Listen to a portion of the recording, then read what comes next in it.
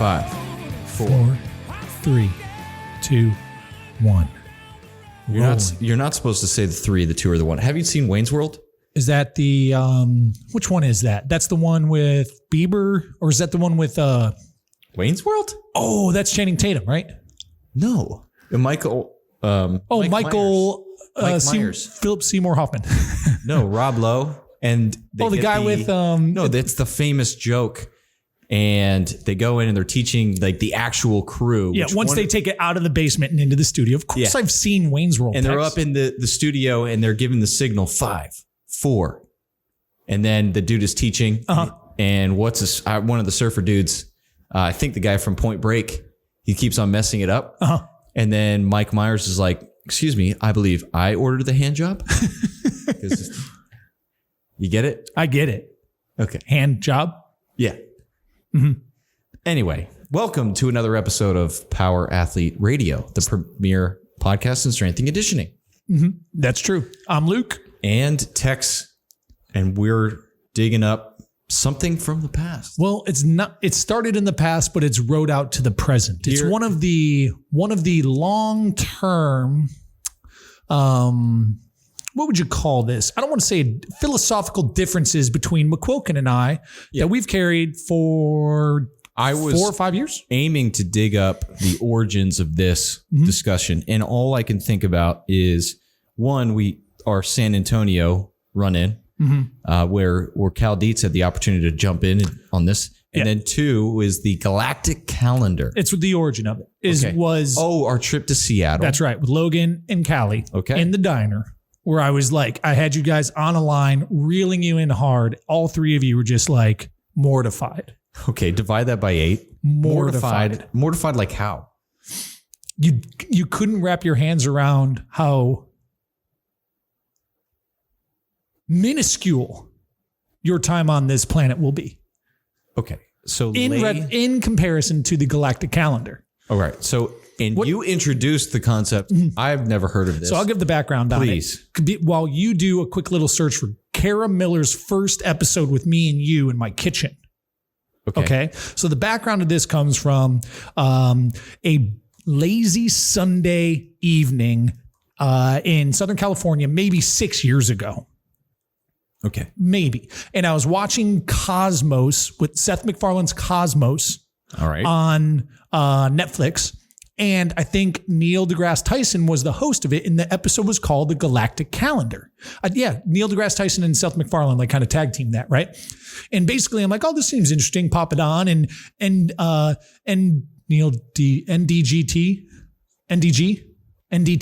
NDT gets going on the concept of this galactic calendar, and basically went to the origins of the universe as we understand it with regards through the lens of astrophysics, maybe, and astrology. I don't know. But the long and short of it is they went through each era of history as they know it, astrophysicists. And then what they created was this galactic calendar. And they said, if the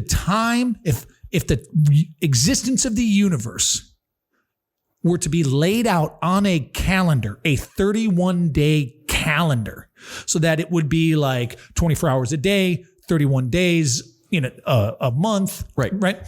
That the existence of humankind is the time that humans have existed relative to the existence of the universe on a 31-day calendar is equivalent to the flap of a hummingbird's wings. And for me, it just took me down a wormhole. It like put me in a very interesting philosophical pit, because I'm like, wow, how insignificant is my life if humankind isn't even the flap of a hummingbird's wings? So then you start to think of how long have humans been on this planet? Thousands of years, right? Thousands. So of those thousands, my generation, best case is 100 years, best case, of which the first 20 years of my life, I was worthless. What did I contribute? State championship. With regards to the galactic calendar, right? I'll let you finish. So that is when I introduced this concept to McQuilkin, he was taken aback. as I tried to explain to him how insignificant he is. You were heavy on the nothing matters. Right. It doesn't matter because on the galactic calendar, no matter how much impact we make in the history of the universe, it's not even the flap of a hummingbird's wings. And that's your point. Yeah, that was my point. And now you think about it, like how many people on this planet listening to this podcast are concerned with the flap of a hummingbird's wings, that minuscule amount of time. You can't even fathom it. It's almost like the amount of wealth that Jeff Bezos has, like the richest people on the planet. You can't even comprehend that large of a number, just like you can't comprehend that small piece of time, how little can be accomplished in that piece of time. These are perspectives that we don't venture into often. You know what I mean? Now, Why? I don't know. You're going to have to tell me because you're the one who doesn't. Well, I've explored this for 5 years with you. Go on. Back and forth. So now give your aim. Yeah. I'll give my aim on this is that having that perspective, and I'll call it sharing, and some would venture to preach this as truth, that we don't matter. You don't matter. Your flap is insignificant. With respect to the galactic calendar and the entirety of the universe. The human race. The existence of the human race. That's true. Even bring it back down to as that. a totality. Right. And the danger is people will take that and I feel would run with it wrongfully. Okay.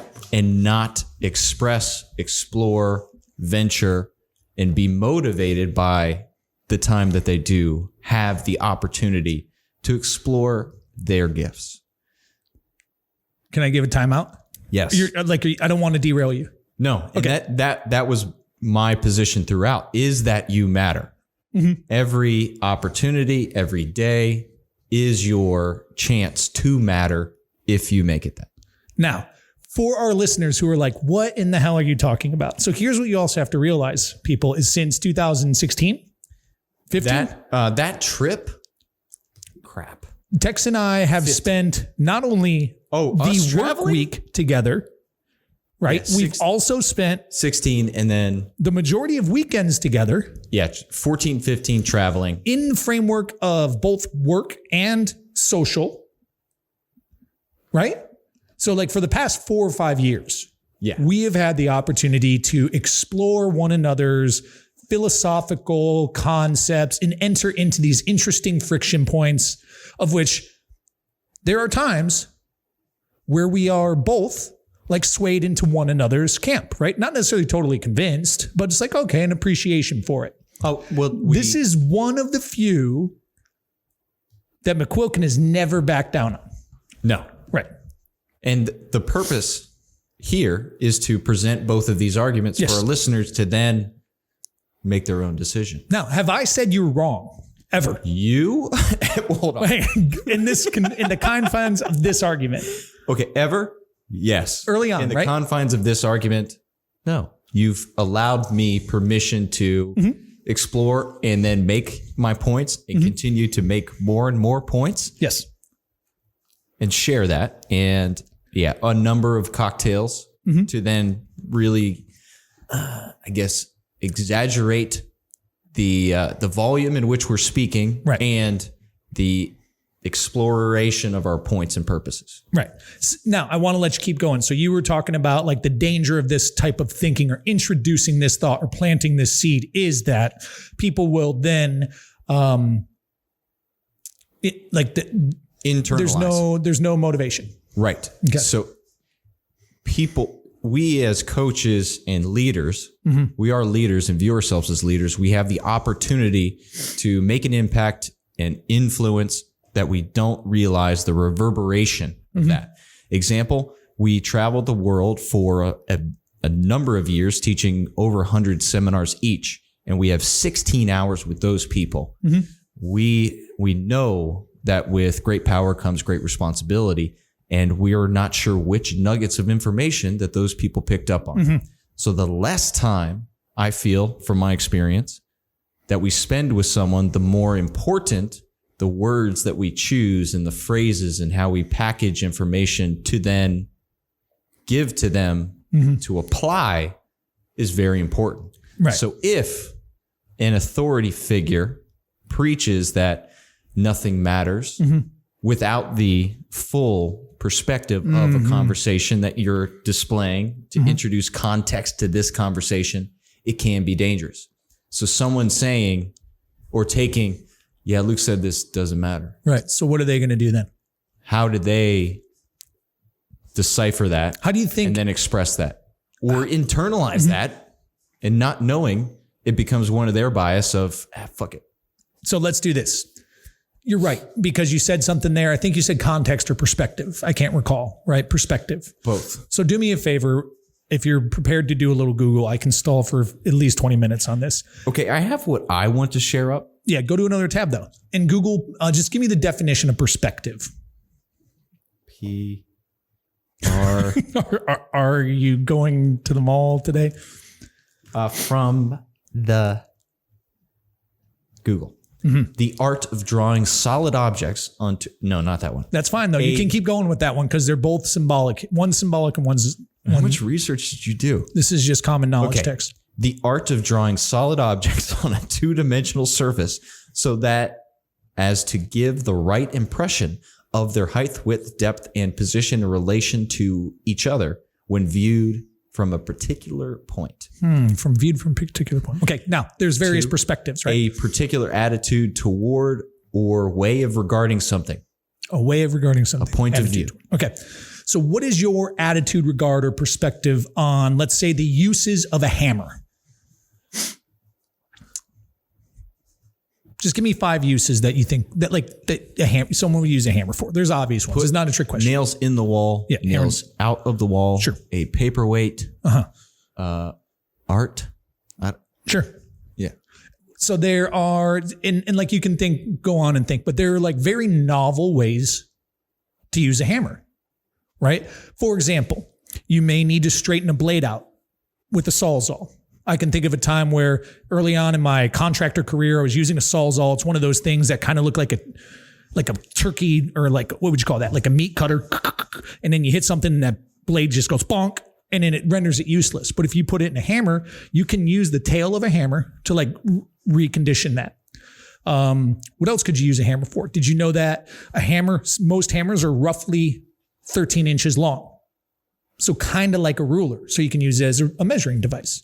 Now you've gained perspective on a tool, a different way to look at it and apply it. Would you agree? Yes. Okay. Now, shame on me for thinking that it is one's responsibility to always look at things that way, because I think that's where I projected something that I often do onto others, maybe like yourself, where you can only look at a cup for so long and not wonder for different ways to like use it. You know what I mean? That's how I think, but apparently it's not how we all think. So my goal is to provide you with new perspective here. And honestly, how this tool has become, which is the galactic calendar, has become even a more meaningful metaphor, or exercise for me than it originally was. Okay. There's a Stoic exercise called a view from above. Okay. And I'd like to take you through it, if you don't mind. So I'd like you to close your eyes and imagine viewing yourself above in this room. Okay. So just name 2 things that you would see from above. Lights, camera, soundboard. Cool. That's 3. Now go up another 1,000 feet. Okay. Now what do you see? Our weight room, my truck, and horses. Okay. Now go up another 10,000 feet. Bee Cave, Dripping Springs, Salt Lick. Keep going. Now what do you see? Austin, San Antonio, and Rivers. Keep going. Now what do you see? Texas. Keep going. United States of America and Mexico. How clearly can you see that room from this point? You can't. You can't see it at all, can you? No. So how significant from that vantage point is it? The room? Mm-hmm. How significant is it to me personally? No. From that, not from to you personally. We're not there yet. Okay. You're not thinking. It doesn't exist. Now, remember when we first started it though? How important was it? Everything you could see was in this room, wasn't it? Yeah. Now you can use that one of two ways. Just because it's not significant within the context of that view, and you can like think about how far you theoretically could go. A great tool for this to visualize this actually is like fucking Google Earth, right? So that's that Stoic exercise. And the idea with that is, here's how my understanding of Stoicism, how they would use this tool is like in this room, let's pretend something's on fire. Okay. Now go back up. Does that fire matter? How far? To the top that you saw. Like you can't even fucking see that fire. No. So it's a matter of perspective. Like this fire doesn't fucking matter. Now you have the choice, Mr. McQuilkin, to determine whether you want to say the fire doesn't matter or your pal across the table doesn't matter. And realistically, in my mind, this has become a tool for me, like to go in line with memento mori, right? Now you take that from the view from above and you go on the timeline. And that's where I want to explore. Yeah. So go, I'll hand it off. That's where I'm thinking. Mm-hmm. And there I've explored dangers of my view and limitations of my view, but then I'm sticking to my points because I believe, and why I am talking beliefs here, that it can matter. And the two negatives, and I wrote down where everything matters, and you want it too much or you want too much. So two perspectives. Number one, in that longitudinal track, if I want it too much, I'm focusing on a goal that becomes everything. And the problem with that is you're so focused on said goal and wanting it that you miss other opportunities that will be beneficial for your growth or career or education that can get there. We run into this a lot from working with high school athletes, and I know coaches explore this. We've talked with Jim Davis about this, in that I want to play Division I sport. They miss the opportunities, and then the Division I in which they've created is it's the Power 5 school. There are 150 Division I football teams. University of Buffalo would be number 150.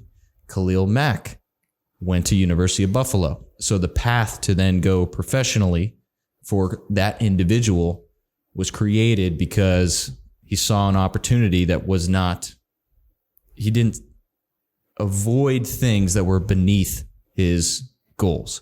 He was able to have an aim up towards not the singular it. He was having an aim up that allowed him the opportunity to jump on University of Buffalo to then take that step to go on to play for the Chicago Bears. And hopefully when this podcast is released, we're talking about a team that moved on to the next playoff. Unlikely. Well, it doesn't matter, right? No, it doesn't.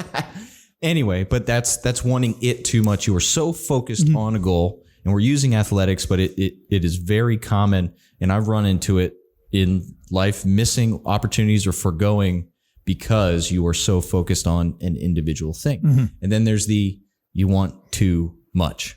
So you fall when something doesn't go your way, and then you see that there's common threads and themes where other things stop to, oh, this doesn't work out for me, and that didn't work out for me. And then you begin to internalize like a self-fulfilling prophecy is a good term to represent what I'm trying to say, but everything starts to collapse around you. Nothing is going my way because you want too much. You want to simply win. And if you're not winning, then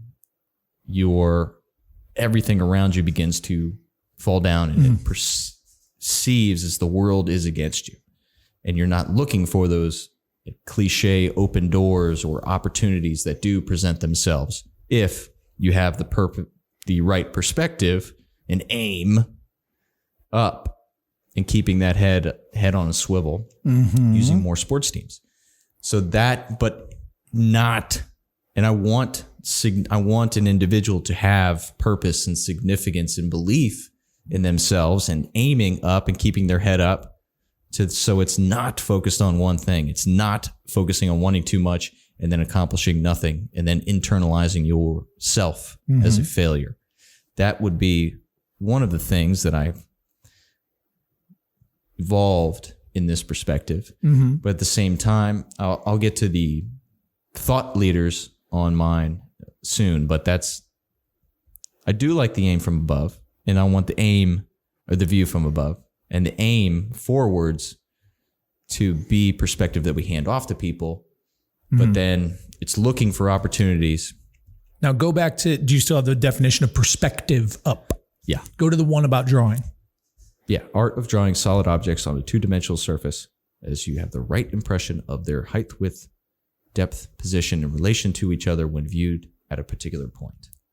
So that's the important part. Right. And so like perspective art, guys, you probably remember this like in grade school. Like a perspective would be, okay, if I'm taking a piece of paper and I lay it out hamburger wise and I draw a line across the center of it, right? And I put a dot there, like somewhere on that line. And then I take a ruler and I like draw a straight line here and a straight line here. And if I put dashed lines through the center of that back to that dot, it's like a road going into the horizon. So that's an example of like perspective style drawing. Yeah. But the angles and how that picture looks changes. The landscape never changes, Tex. But the perspective does, depending on where you're looking at it from. Right?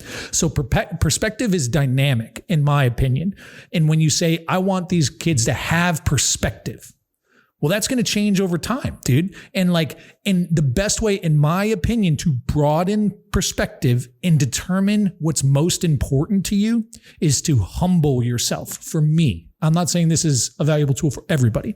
And a tool that has worked for me to humble myself and help zero in on the shit that really matters is the view from above, is to zoom out, is to see from 10,000 feet, what are the things that matter, from 100,000 feet, from 100,000 miles, like looking at look at all the rest of the world. And then when this comes back in, and let's say we do this same zoom out on a timeline, people tend to realize what really matters when they're running out of time. You know what I mean? Like the sense proverbial of urgency. Yeah, the real bucket list stuff really comes up, and like what really matters most becomes more apparent when you realize you're running out of time. Right? And I believe when I look at the galactic calendar and I choose to look at it that way, it makes me realize that I'm out of time. I'm out of time. All the time. All the time. And that's the essence, in my opinion, of memento mori as well. So like today is a perfect example, McQuilkin. There's more info on this coming up in a future podcast. My time is done here at Power Athlete. This is my last day at the barn. This will be my last crew episode with my buddy, right? I hope to make cameos. I'm sure I will. Like I'll pop on here and there. But like the time leading up to this, I feel that I provided the most important work to hand off to y'all and make sure that you guys could fill the most important pieces of my role. It helped me understand that, right? But it's only when time starts to run out, Mm-hmm. And I think this tool can be useful for that, but you have to really embrace it. You have to believe it. And when I first was introduced to this text, I think I was more threatened, I don't know what I'm doing. I don't know what's important to me. And then over time, it's been 5 years where I'd say in the last 18 months, it's become that tool. Like I've only gained the perspective on this drill in the last 18 months. You know what I mean? And what I've realized too, and Kara Miller called us out for it on episode. I have it here. 248. Mm-hmm. I have a high tolerance for risk because I believed and still to some extent believe a lot of this shit doesn't fucking matter. Right? And I believe that mostly because like time's always rolling forward. In my opinion, there's always momentum. Like tomorrow's always coming, like proverbially. So what's going to stop that? Like health, death, ultimately death, right?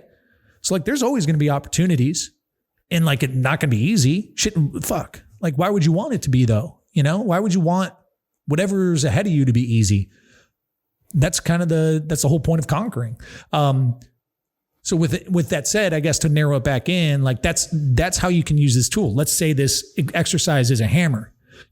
Our default and what I started arguing out of the gate, and you've changed my perspective through our debates, is like this hammer only fucking drives in nails. When you see yourself as the flap of a hummingbird's wings, all it does is make you feel insignificant.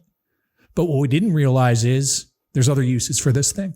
Mm-hmm. And I think that it can be used to gain perspective, to provide a focal point, and for you to wander around and see if you still like, if whatever your aim is, as you kind of take different positions, is it still important?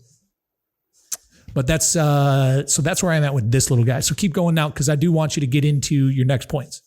Well, one of the most powerful influencers, and I hear some of the quotes I hear some of what you're saying in mm-hmm. the quote that I'm going to share. Mm-hmm.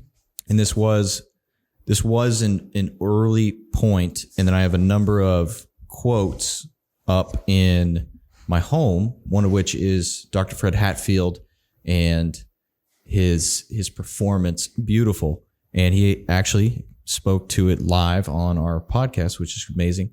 And then this one, unfortunately, we can't get this woman on.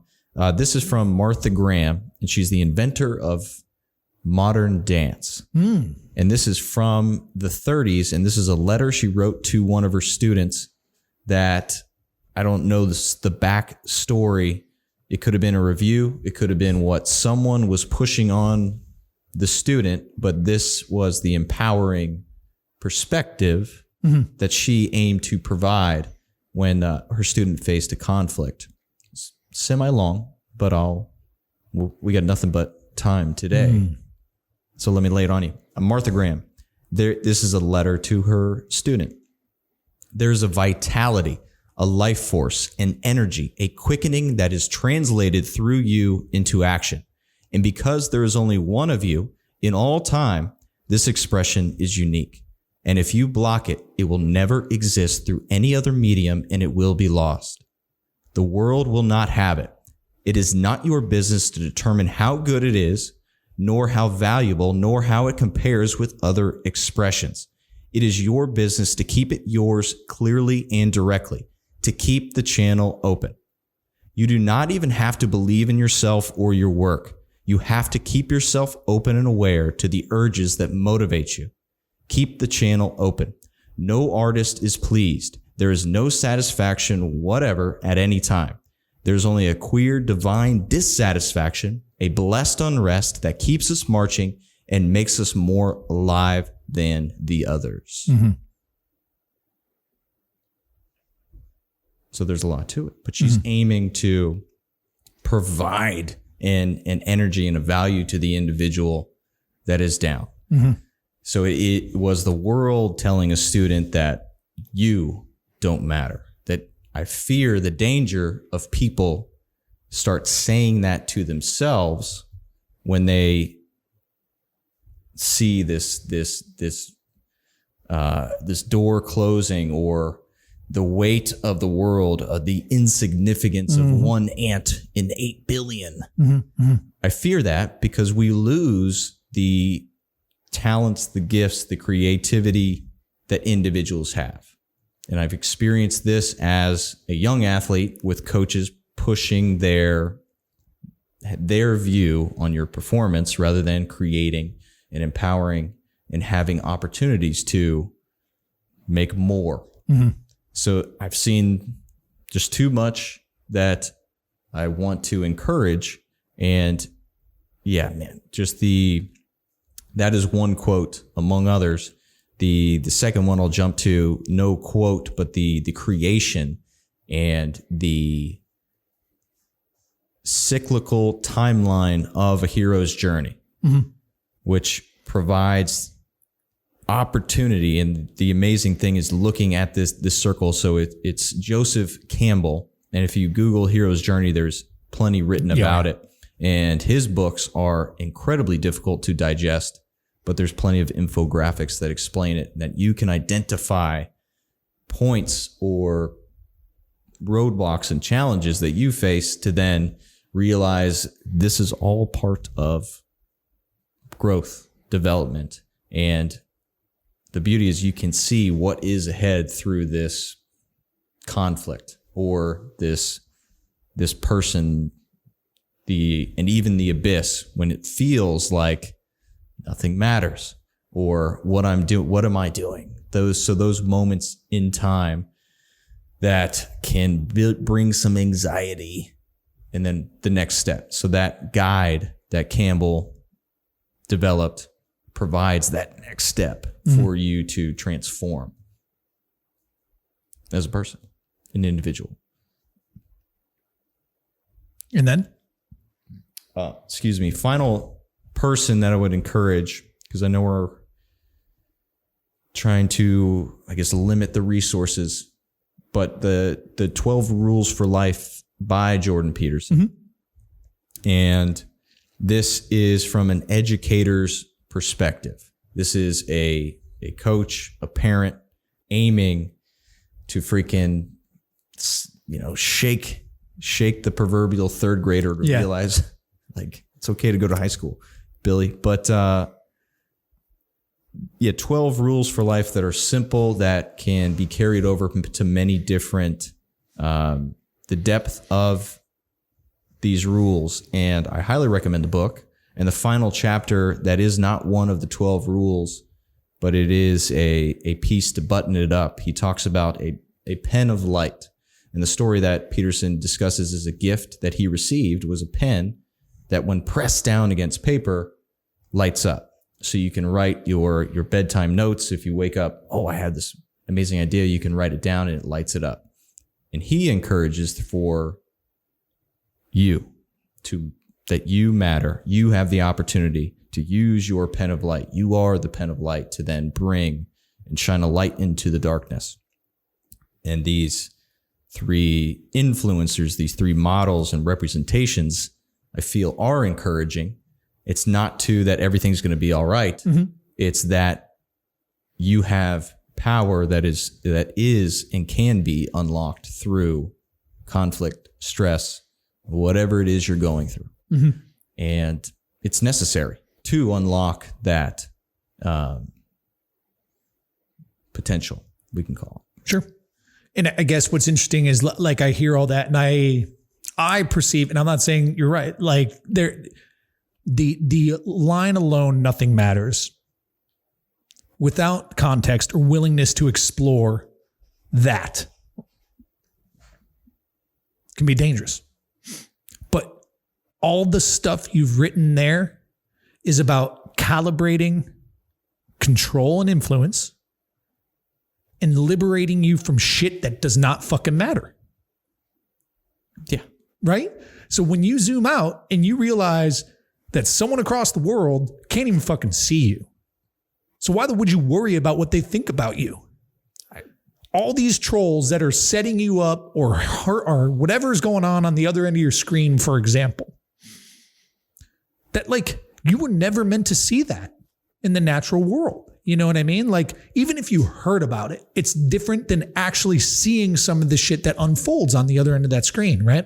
Yes. What's tricky about that, though, is it also allows you to see very amazing things, videos of heartwarming moments and events, dogs seeing their masters come back from war, the dog jumping into soldier videos, elderly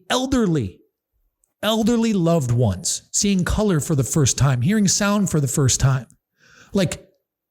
These are beautiful things that we get to consume through this screen if we choose. And we have a choice. We do. But what do we get wound up in? And that's a choice as well. And I believe, a mechanism or tool you can use to do that is this exercise we talked about in terms of like realizing how insignificant in the grand scheme of things, you are in your influences. Most people are not going to change the world, and that's fine. Like you're not like very few people are going to, and very few people will. Some like there's brilliant fucking people out there. Good on them. Right. And if you are aspiring to be that person, then it's a burden you have to bear. You know what I mean? Like be prepared to bear that. But odds are the world you're going to change is the world around you. It's the one that includes your family, your friends, your loved ones, your clients, your coworkers, whoever you choose, right? But like that's your best access. That's your best access point. And if you can, once you zoom out and take that view from above and realize that, and you zoom back in, you'll realize how important they are. You know what I mean? And it's seeing it from all angles. I think you don't have a true appreciation for that intimate sphere of influence without the proverbial zoom out or like the magnitude that actually exists. And I agree with you. Mm-hmm. To add to that and referencing back to Peterson, one of his rules is in number 2 rules, treat yourself like someone you are responsible for helping. Mm-hmm. Our motivations can be our immediate world around us, family, friends, community. If you don't still internalize in the words that Martha Graham empowered to her student, I still feel like pulling yourself up by your bootstraps and embodying the responsibility that does matter. And here's what I'm saying, Tex, is like, I'm agreeing with you. I know, but like we're reaching an interesting cross section. If I don't know if you've ever talked with a buddy or a coach or whatever, and you're trying to like lay out what is bothering you, or like a hardship or trouble or barrier you're facing, right? And they say, all right, let's say I had this problem. Or your best friend or your wife, and they're asking you for your advice. What advice would you give them? And invariably, every time this was posed to me, my temptation was to say, who was the first gal? Martha Graham. And there's a line in there about like, don't listen to the world. That doesn't matter, right? Like invariably, the advice I would give myself in these scenarios is like, this shit's petty. You know what matters to you most. And this is just like you're fabricating this. You're building your own barriers. It doesn't matter. Get through it. You know what I mean? And when you take that perspective, it takes you stepping out of your own shoes and zooming out a little bit. But that's like, and like, I also think that a lot of the rules that Peterson talks about is like, take an inverse perspective of that. Why would you break those rules? Mm-hmm. Why would you break them? Many of them have to do with shit that doesn't matter. You're trying to appease or fulfill things that are far beyond your sphere of influence, outside of your control, or like, so that's what's interesting about it is like looking at that from the inverse. Why are people even breaking these rules? Like, why lie? Why treat somebody? I revisited, and this is what you're referencing.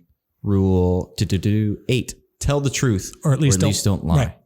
And whether I've read this book 3 times, the takeaway from that rule this most recent time, it was the perspective of not lying to yourself. Mm-hmm. And say we are, an example, traveling for the holiday, and you run into somebody and you aim to summarize. Like and this happened to me. I ran into a former player of mine at a bar, and it was a quick catch up, but I was aiming to be as honest as possible.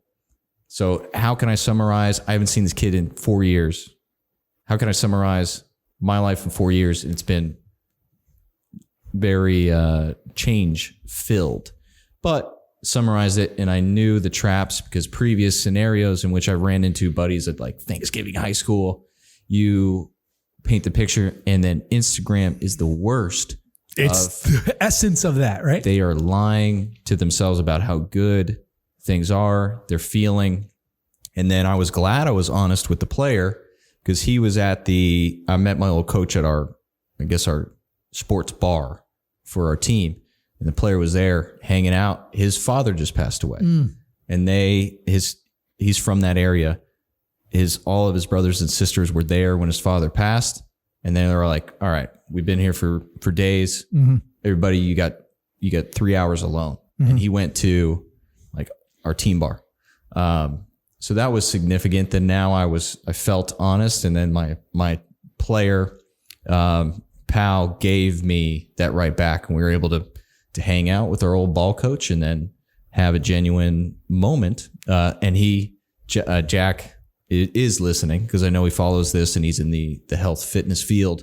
And he said one of his goals that he'd love to meet you someday so he could witness this bullshit banter back and forth. Yeah. Because it is genuine and authentic. And, but that was it. And I knew this rule flashed in my mind, because I could have told this kid friggin' anything, but I was just straight up and the ups, the downs, and the current scenario versus what is all the ups. This is what is being fed to us on the line. So the revisiting of that chapter was internally versus just when I'm trying to protect Luke, I'm going to tell him the truth. Does this shirt make me look fat? No. At least, no, but your face does. But at least not lie to you in that respect. Like, and the second takeaway was or the third time I read it was, how are you sharing yourself with the world? Is it representative of who the hell you are? What the hell's going on? And what's tricky with that is like, there is another tool that is effective, which is fake it till you make it. But it goes back to, I think, intent and outcome, right? Is the intent improvement or deceit? Are you avoiding something or are you approaching something? Are you going downhill or are you backpedaling? In my opinion. What I do want to finally, just to wrap it up, because we've got a date, pal, you and me and a few bubblies. Big boy sodas, yeah. Big boy sodas. Where do I want to go? I'm sorry. No, I derailed it. So we talked about that. We did boom, boom, boom. And this was to me to try and tie it up. I do have one. Bring it and maybe I'll grab it. Well, this was, I couldn't stand this is one part of the argument. And I don't know if it still exists on your half. All right. Was like something in line with numbers and math, and that this scenario, this moment will happen again. Oh yeah. Like, I don't understand. I don't get it, but. So I think my point was that scenarios are finite and time is infinite. So my whole thing was all this time will happen again. And then your grandparents will meet exact moment and then make you. And then Ruby, I mean, it's such a long timeline for that to actually happen, Tex. It's like one of those things that is, but in theory, yes, there's only so much space on, it's finite. Like there's a finite amount of space, a finite amount of genes. There's a finite. Is that the deja vu then? No, I don't think so. I think it's totally, is it possible? Yes. Is it probable? No. Okay. But the fact that it's not zero makes it possible. Yeah. Yeah. Irks me. Well, it's not my problem. It's your problem. You got to deal with that. Well, maybe that doesn't matter. Well, and that also stemmed from our Cal Dietz talk where I said, Tex, what's the largest number you can think of? And you're like, 24? Shut the fuck up. That's not true, people. But it was and it was like a trillion or a billion or like, I don't know. And I'm like, yeah, it was, and I'm like, number, times that by that same number, that number of times, and that's still a number. And you're like, hey, listen, man, I'm just trying to balance my checkbook, man. shots. But I guess so why is this important to these listeners? Number one, I think that there's a bit of nostalgia in this, in that like our paths are finally intersecting, like the point of that perspective. Yeah. And I also think that the message here that I want to convey to these folks is like, okay, so the artist, what's tricky about art, Tex, in my opinion, is that, we only see the finished product. And even on like social, when you see like those artists who do like the spray paint shit and you're like, what the hell is this thing? And they're doing it all fucking wild and wacky. And you're like, I don't even understand. And then at the very end, they flip it. Oh yeah. Cool. And they change the perspective of the painting. It all makes sense, right? Because you're only looking at it one way. And odds are the first way you look at it probably isn't the complete answer. And there is no real right or wrong either, I think, in a lot of this stuff. But there's certainly more right and less wrong. But you're going to have to like search for that. And it takes work. So if you want to change your perspective, whether it's on coaching, on parenthood, fatherhood, motherhood, being a good colleague, being the teammate that you feel your team deserves, like whatever that is, odds are the first thing you come up with isn't the complete answer. So you're going to have to work to continue to strive and dig and gain perspective to figure it out. And I think that does go in line with what you're talking about, because what's with kids wanting to go D1, because it's the first thing they think of. Mm-hmm. And they don't look at it differently. And oftentimes coaches aren't there or willing or have the time, and for maybe good reasons or bad, right? Like who knows what's going on in that coach's life, but they don't have the time or bandwidth to recalibrate these kids and give them different perspectives, like you and Jim Davis are talking about. That Division III is a totally viable and meaningful approach that isn't that far off of why you want to play D1. You know what I mean? Mm-hmm. Anywho, I think that that's all I had to say about that. Yes. I concur. Do you concur? I've learned more about your thought process, and it's a beautiful thing to see over this 5 or so years, your adding of different techniques and approaches, not only in how you view this problem, but also how you present and teach it to others. Mm-hmm. Well, I've been saving it for you for the right moment. Well, so I've probably stumbled on this. It was warm. That's all I know. So maybe it was last summer and we were over there, or maybe it was, dude, this year's kind of feels long, or like when we were talking about Cole the intern, it might've been Cole the intern times. So maybe 6-7 months ago, I'm like, ooh, when am I going to drop this on him?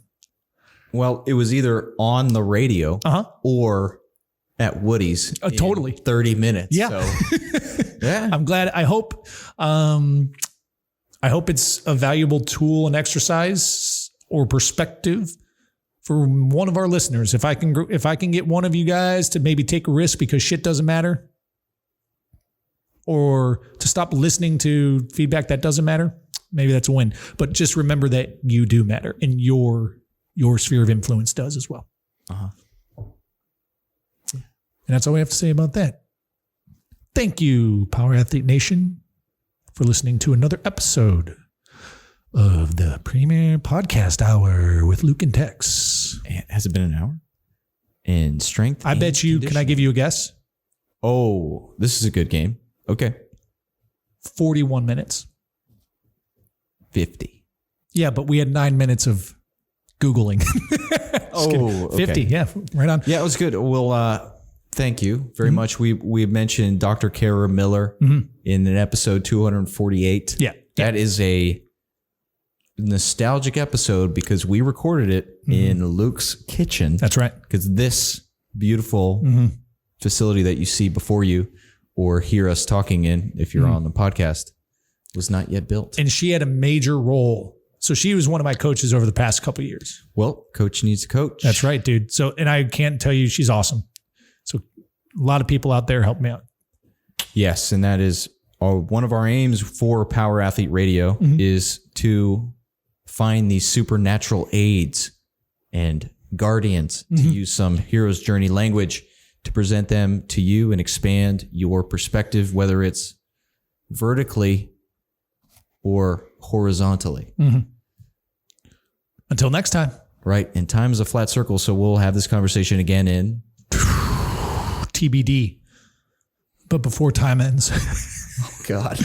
Okay. Bye. Bye.